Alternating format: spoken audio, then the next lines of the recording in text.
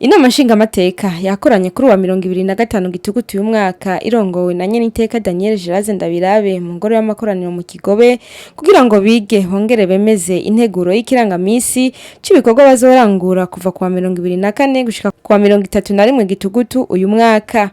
Muri ico kirangamisi hakaba harimwo kuzokwiga ku madosiye y'abifuza kuzokwitoza mu kibanza c'umuhuza w'abarundi. Iyo nteguro rero ikaba yemejwe 100% maze ibikorwa bica bibandaniriza mu mirwi. Radio Television RTBB